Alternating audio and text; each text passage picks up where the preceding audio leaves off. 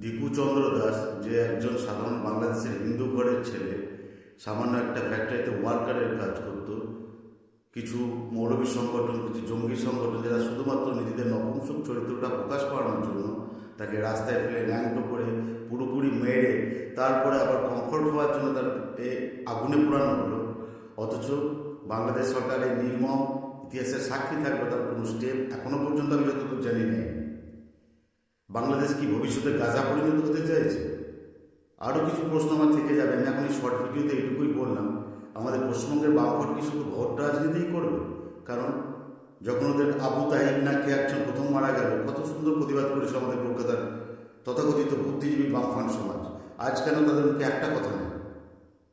আমি হিন্দু মুসলিম করছি না, কোনোদিন আমার এই মানসিকতা ছিল না, কিছুটা বামপন্থাতে বিশ্বাসে আমিও ছিলাম, কিন্তু আজকের পর থেকে আমার মনে হচ্ছে না এই বিশ্বাস আর বামপন্থার উপর রাখা যাবে, বা কোনো এক সম্প্রদায় সত্যি দিন দিন নিজেদেরকে এমন দিকে ঠেলে দিচ্ছে তাতে তারা ভবিষ্যতে অস্তিত্ব হারিয়ে ফেলবে। এমন কোনো বিদেশের ভিসা পাবে না, কোনো দেশে তারা ঠিকঠাক টিকতে পারবে না।